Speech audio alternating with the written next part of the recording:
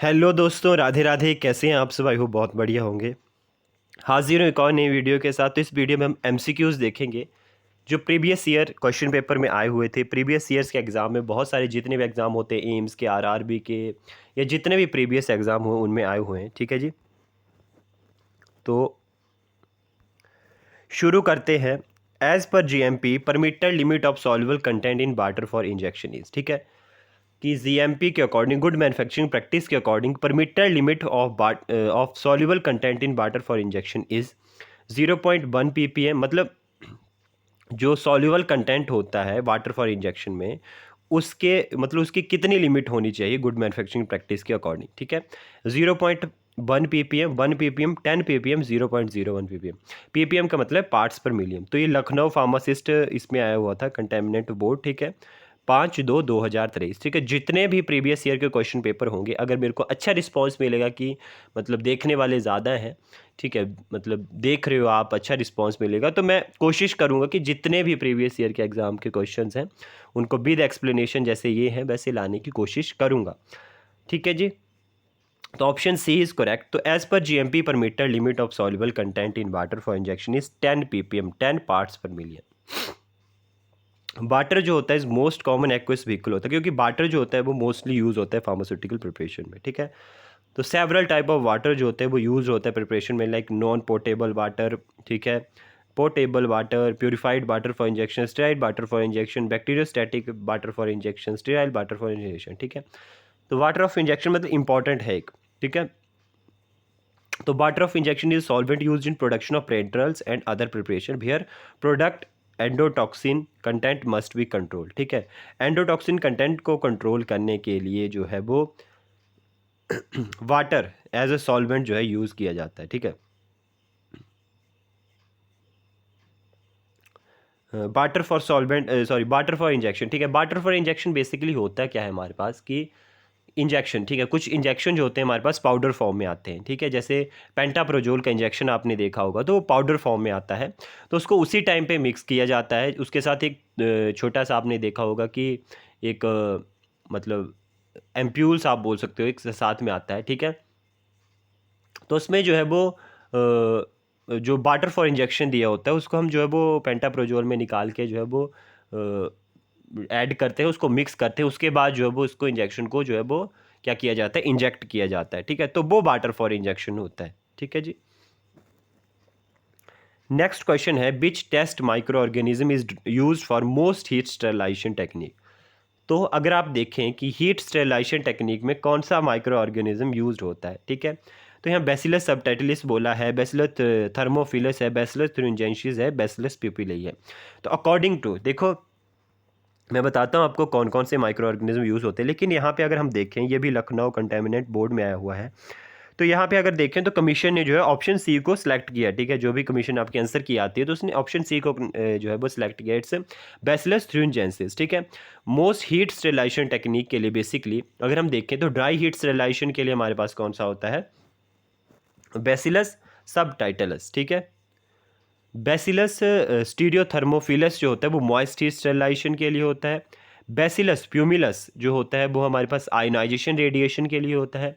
Pseudomonas डायमिनिटिया filtration के लिए होता है।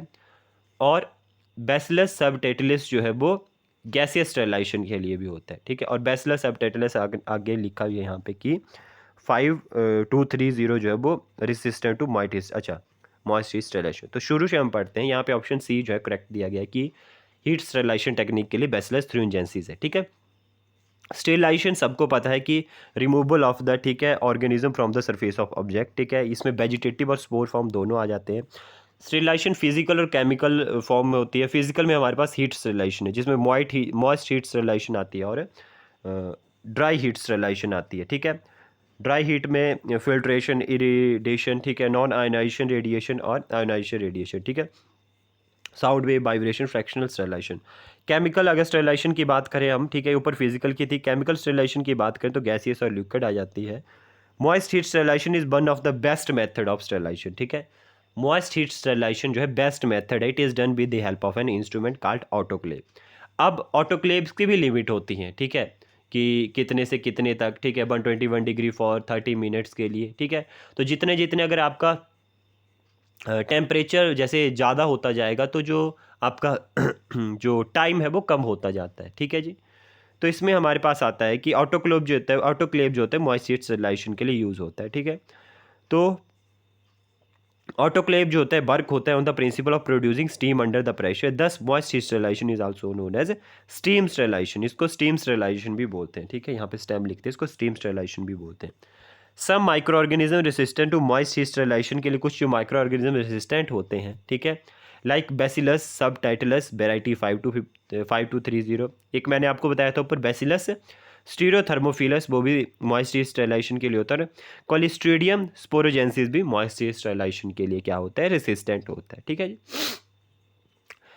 तो ये जो है कमीशन के अकॉर्डिंग ऑप्शन सी जो है वो करेक्ट किया गया है, मतलब बेसिलस thuringiensis जो होता है वो मोस्ट जो टेस्ट माइक्रो ऑर्गेनिज्म होता है यूज होता है मोस्ट हीट स्टरलाइजेशन टेक्निक के लिए। नेक्स्ट क्वेश्चन है बट इज ह्यूमेक्टेंट, ये भी लखनऊ कंटेमिनेंट बोर्ड फार्मासिस्ट में आया हुआ है।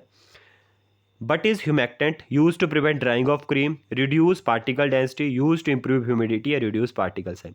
ह्यूमेक्टेंट जो होते हैं बेसिकली, ठीक है, कॉमन मॉइस्चराइजिंग एजेंट होते हैं। Option 1 is correct, use to prevent drying of cream, cream की ड्राइंग को रोकने के लिए होते हैं। ये कॉमन मॉइस्चराइजिंग एजेंट होते हैं फाउंड इन लोशन, शैम्पूज और अदर ब्यूटी प्रोडक्ट्स में, ठीक है। These are also use in many products including food, cosmetics हो गए, मेडिसिन हो गई, पेस्टिसाइड्स हो गए, और ये मेन 3 फॉर्म्स में आते हैं, natural, unchanged, naturally derive and synthetic. All humectant bind with water but some of them have additional role, ठीक है, कुछ होते हैं बाइंड होते हैं वाटर के साथ, अदर के साथ जो होते हैं वो अदर के जो एडिशनल रोल होते हैं। कुछ ह्यूमेक्टेंट जो होते हैं first break down the dead skin cells, जो होते हैं वो some humectant first break down the dead skin cells clogging up on your skin surfaces, ठीक है जी। तो ह्यूमेक्टेंट बेसिकली अगर हम बात करें तो ये जो होता है वो ड्राइंग जो होती है क्रीम में ड्राइंग को रोकते हैं, मतलब मॉइस्चर बना के रखते हैं क्रीम में, ठीक है। तो नेक्स्ट क्वेश्चन के ऊपर अब हम आते हैं gelatin. Gelatin is used as, gelatin जो होती है वो आपने देखा होगा कैप्सूल, ठीक है, कैप्सूल की बात करें तो कैप्सूल की जो आउटर जो शेल होती है वो जिलाटिन की बनी होती है, जिसके अंदर अगर हम हार्ड जिलाटिन कैप्सूल की बात करें तो मतलब उसके अंदर ये तो पैलेट्स भरी होंगी या पाउडर भरे होंगे, ठीक है। तो कैप्सूल 2 पार्ट्स में होता है, ठीक है, इसका ये नीचे बॉडी होती है, ऊपर कैप छोटी होती है, ठीक है जी। इसको इसमें जो है फिर ड्रग भरी जाती है, ठीक है, जिसमें पाउडर फॉर्म भी होती है, पैलेट फॉर्म भी होती है, ठीक है। और सॉफ्ट जिलेटिन कैप्सूल आता है जिसमें जो होते हैं वो एक ही हर्मेटिकली जो सील्ड होता है, मतलब एक बार जो सील हो गया, मतलब इसमें कैप और बॉडी नहीं होगी, हर्मेटिकली सील, मतलब कहीं से भी कोई पोर्शन नहीं होगा उसको खोलने के लिए, ठीक है, उसको काट दे। जैसे आपने आई के कुछ कैप्सूल्स देखे होते हैं जिनमें एक सेमी सॉलिड जो भरा होता है, ठीक है। सॉफ्ट जिलेटिन कैप्सूल में बेसिकली सेमी सॉलिड और लिक्विड ही भरा जाता है, और हार्ड जिलेटिन कैप्सूल में जो होता है वो सॉलिड भरा जाता है, ठीक है। तो जिलाटिन जो होता है used as a encapsulating agent. Option b is correct, ये भी लखनऊ कंटामिनेंट बोर्ड फार्मासिस्ट में आया हुआ है। Gelatin is a protein made from the animal collagen usually from cow pigs, ठीक है। It is commonly use to make capsule, cosmetic, ointment and foods, ठीक है। It is commonly use as gelling agent भी इसको use किया जाता है, ठीक है। ये जो होता है इनकैप्सुलेटिंग मटेरियल के लिए सिलेक्टेड होता है because being used as a food ingredient it possesses unique gelatin properties, ठीक है। Is commercially available at low cost के ऊपर आपको मिल जाता है, ठीक है। नेक्स्ट होता है in ABC analysis the A items are, basically ये इन्वेंट्री की एनालिसिस होती है, ठीक है, इन्वेंट्री मैनेजमेंट में। तो अगर हम यहाँ पे देखें एबीसी एनालिसिस में ए आइटम्स का क्या मतलब होता है, ऑप्शन ए दिया गया हमारे पास 10 to 20% of items and 70 to 80% of the expenditure. Expenditure होता है मतलब व्यय मतलब जो आपने खर्च किया पैसा, ठीक है। आइटम्स कि आपके पास कितनी आइटम है और आपने एक्सपेंडिचर कितना खर्च किया पैसा, ठीक है। तो ऑप्शन ए इज करेक्ट कि ये एमपीएससी फार्मासिस्ट में आया हुआ है। तो इन ABC analysis the A items are 10 to 20% of items, ठीक है, and 70 to 80% of their expenditure, ठीक है। This means that a item comprises a relatively small number of items, ठीक है, but have relatively high consumption, ठीक है। मतलब item तो स्मॉल नंबर में लेकिन उसकी कंजप्शन ज़्यादा हो रही है। एक्सपेंडिचर का मतलब है कि कितना आप खर्च कर रहे हो, कितना उसको दे रहे हो, तो मतलब उस आइटम तो आपके पास कम नंबर में लेकिन उसकी कंजप्शन ज़्यादा हो रही है, ठीक है। अगर हम इसमें देखें ABC एनालिसिस में, तो ए का मतलब होता है कि हाई वैल्यू हाई प्रायोरिटी, मतलब ज़्यादा वैल्यू होगी ज़्यादा ही प्रायोरिटी होगी। बी का मतलब होता है medium value medium priority, and C का मतलब होता है लो वैल्यू लो प्रायोरिटी। मतलब कि अगर ए की बात करें तो इसमें 20 to 25 ऑफ टोटल पैरामीटर्स आते हैं, बी की बात करें तो इसमें 60 to 70% ऑफ टोटल पैरामीटर आते हैं, और सी की बात करें तो 5 to 20% of the total parameter. मतलब ए में जो है आपके पास 10 to 20% जो है आइटम्स हैं, लेकिन आपका एक्सपेंडिचर मतलब आइटम्स जो है आपके पास जो है वो स्मॉल नंबर हैं, ठीक है, लेकिन उनकी कंजप्शन हाई है, ठीक है जी।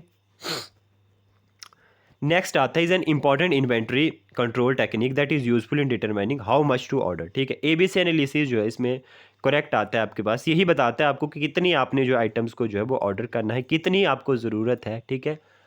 अब ऐसा तो हो नहीं सकता कि मान लो आपकी लोकेलिटी में आपके पास आइटम बहुत ज़्यादा है लेकिन उसके कंजप्शन कम है, तो वो आइटम्स तो आप नहीं मंगवाओगे।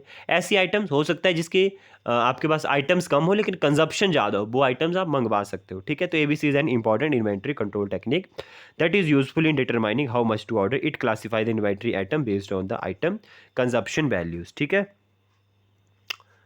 नेक्स्ट हमारे पास आता है but is the which of the following is consider the heart of the patient counselling session. Heart जिसको हम बोलते हैं कि दिल माना जाता है जिसको patient counselling session. Patient counselling होता क्या है basically?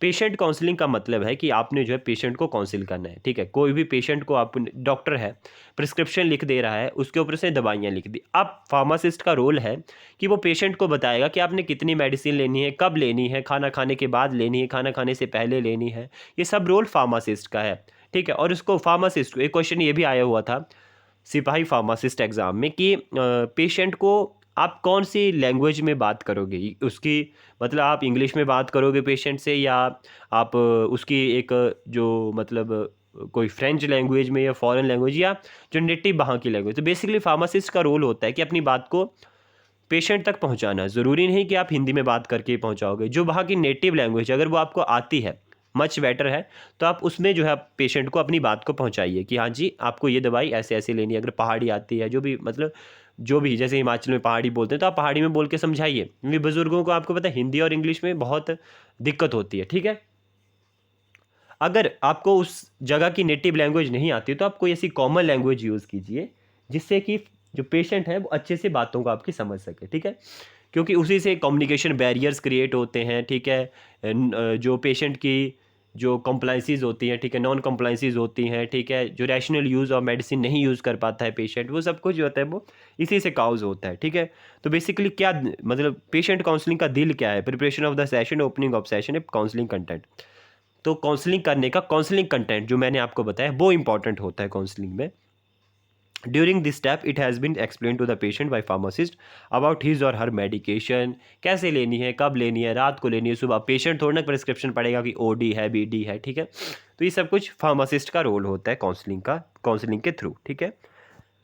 Which category of ABC analysis consist of approximately 70% of expenditure and 10% of the drug? ये हमने ऊपर पढ़ लिया, ये भी MPSC फार्मासिस्ट में आया हुआ है। तो ABC analysis A items are those have the highest annual consumption value 70 to 80%, but also they are relatively small in number, ठीक है। Which type of drug information resources do indexing and abstracting services come under, ठीक है। Indexing और abstracting services come under किस drug information में आती है? Primary, secondary, tertiary, quaternary. तो ये आता है secondary sources of drug information, ठीक है। Indexing and abstracting system that organize and provide easy retrieval of primary resources drug information sources have been traditionally classified into 3। Primary sources of drug information में होता है unpublish study, जितनी भी unpublish study है, ठीक है, जो पब्लिश नहीं हुई है, वो आता है आपके पास primary sources of study. Secondary होता है indexing and abstracting. Tertiary sources of the drug information होता है data from the primary literatures, ठीक है, जो पब्लिश हो गए अब, ठीक है, इंक्लूडिंग रेफरेंस बुक्स हो गई, ड्रग कंपेंडिया हो गया, ठीक है, एसेंशियल ड्रग लिस्ट हो गई, उनसे आपको टर्सरी सोर्स ऑफ जो है वो आप बोल सकते हो ड्रग इन्फॉर्मेशन मिलेगी। प्राइमरी जो अनपब्लिश स्टडी है, सेकेंडरी जो इंडेक्स और एब्स्ट्रैक्ट है, ठीक है। एब्स्ट्रैक्ट मतलब निचोड़ एक तरह से, इंडेक्स जो आपने आगे क्या क्या अपनी रिसर्च में लिखा है वहाँ से सेकेंडरी होगी। थर्ड टर्सरी आपकी जो रेफरेंस बुक होती है, कंपेंडिया होता है, एसेंशियल ड्रग लिस्ट होती है, ये सब कुछ आपके पास आता है, ठीक है जी। नेक्स्ट क्वेश्चन है time interval between placing the order for the purchase and receipt of the item is called. जो टाइम इंटरवल होता है ऑर्डर को प्लेस करने का and receipt of the items को रिसिप्ट करने को, उसको हम क्या बोलते हैं, लेड टाइम। ठीक है, the time interval between placing the order for purchase and receipt of the item is called lead time. It is represent how long it take for an order to be fulfilled from the time the order is placed and until the estimated date of receipt। कि कब तक, जो मतलब order करने तक, जैसे मान लो मैंने आज ऑर्डर किया तो 4 दिन में आ रहा है, 5 दिन में, उस टाइम इंटरवल को हमको बोलते हैं लेड टाइम। ठीक है जी। तो यही था आज की वीडियो में। आई होप आपको पसंद आई होगी। अगर पसंद आई होगी और अच्छा रिस्पांस मिलता है तो मैं कोशिश करूंगा कि 10-10 एमसीक्यूज़ ना हो के 20-20 या 25-25 या 30-30 एमसीक्यू, तो जल्दी जल्दी जितने भी प्रीवियस ईयर्स के क्वेश्चंस हैं एक्सप्लेनेशन के साथ उनको लेके आओ, जिससे मेरी भी हेल्प हो और आपकी भी हेल्प हो। इसी के साथ मिलते हैं नेक्स्ट वीडियो में। राधे राधे।